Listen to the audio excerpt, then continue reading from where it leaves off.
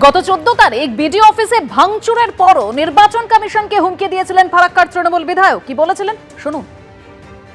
পঞ্চি ঝান্ডা চলবে না, লাঠিতে বাঁধতে হবে, লাঠিতে। কোমরকে ঢিলা করে দিতে হবে নির্বাচন কমিশনে। মানুষকে নিয়ে ছেলাকালামো করছো, আর তুমি নিরাপত্তা নিয়ে ঘেরাটোপের মধ্যে আছো না। তুমি আকাশে আছো, পাতাল থেকে ছেঁচড়ে বের করবো, পাতাল থেকে বের করবো। নির্বাচন কমিশনের এখান থেকে আমি বলতে চাই, ওনাকে পদত্যাগ করা উচিত।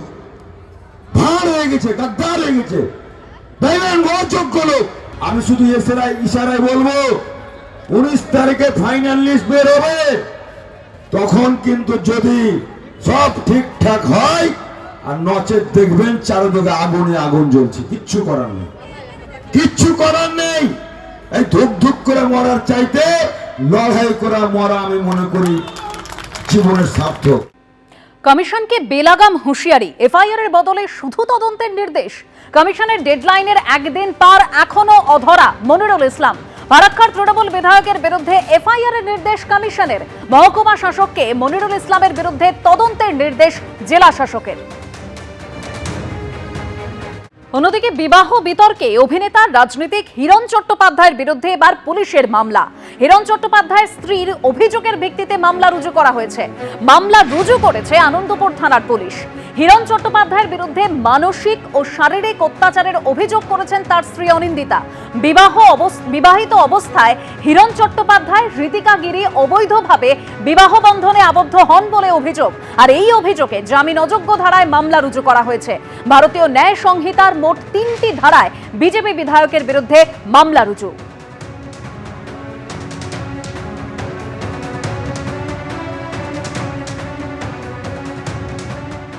ফারাক্কা কাণ্ডে বিরোধীদের আক্রমণ, আর এই ঘটনায় দলের ভিন্ন সুর শোনা গেল এবার তৃণমূল নেতা কাজল শেখের গলায়। তিনি বলছেন, সরকারি সম্পত্তি নষ্ট করা উচিত নয়, যা হয়েছে ঠিক নয়।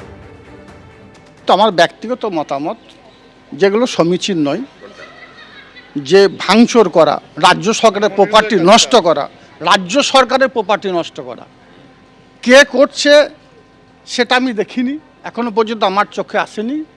হয়তো আপনারাই বলছেন যে কোনো একজন বিধায়ক বা কোনো একজন করেছেন, তো সমীচীন নয়। আমি বলবো, সারা বাংলায় যে একটা সুশাসন আছে, মমতা বন্দ্যোপাধ্যায়ের প্রশাসন যেভাবে বাংলার পরিবর্তন ঘটিয়েছে, বাংলায় কাটাকাটি, খুনোখুনি, রাহাজানি বাদ দিয়ে বাংলার মানুষ উন্নয়নের পথে হাঁটতে শিখেছে। কমিশনের ডেডলাইন পেরিয়ে যাওয়ার পরও এফআইআর নয়, তা নিয়ে আক্রমণ শানিয়েছেন বিরোধীরা। না, এই পুলিশ মমতা বন্দ্যোপাধ্যায়ের নির্দেশ দেওয়া আছে, এই পুলিশ এফআইআর করবে না। তো মমতা বন্দ্যোপাধ্যায় সম্পূর্ণভাবে ভারতবর্ষের সাংবিধানিক সংস্থাগুলোকে, সেগুলোকে সাইডলাইন করে নিজের ইচ্ছে মতো এই রাজ্যটাকে একটি বিচ্ছিন্ন দ্বীপে পরিণত করার চক্রান্ত করছেন। এবং ভবিষ্যতে ভারতবর্ষের বিভিন্ন প্রান্তে যে বিচ্ছিন্নতাবাদী চিন্তাভাবনা মাঝে মাঝে চারা দেয়, যদি পশ্চিমবঙ্গে আগামী দিনে এই মমতা বন্দ্যোপাধ্যায়ের আস্কারার জন্য এবং ইন্ধনের জন্য কাশ্মীরের বিভিন্ন অংশে যেরকম একসময় বিচ্ছিন্নতাবাদী চিন্তাভাবনা ছিল, সেই বিচ্ছিন্নতাবাদী চিন্তাভাবনা যদি আগামী দিনে আবার মাথা চেড়ে দিয়ে ওঠে বাংলায়, আমি অন্ততপক্ষে অবাক হব না। নির্বাচন কমিশনের উচিত কান ধরে এই রাজ্যের ডিজিপিকে এখান থেকে নিয়ে যাওয়া এবং তার বিরুদ্ধে ব্যবস্থা নেওয়ার জন্য নির্দেশ জারি করা। প্রশাসনের বাবার ক্ষমতা আছে মনিরুলের বিরুদ্ধে এফআইআর করবে? প্রশাসন যে তার বাবা হচ্ছে মনিরুলরা, আর তাদের বাবা মা হচ্ছে মমতা ব্যানার্জি। তো চেন রিয়াকশান, ওপর থেকে যা বলছে তাই হচ্ছে। এখনও মনিরুলরা ডিএমকে এখনও মেরে ঘাট ধাক্কা দিয়ে বার করে দেন, এই ওদের বাবার ভাগ্য। আর এই লোক দেখানো কিছু খেলা চলবে। ডিএম বলবে এসডিওকে এফআইআর করো, এসডিও আইসিকে বলবে এফআইআর করো, ঠিক আছে?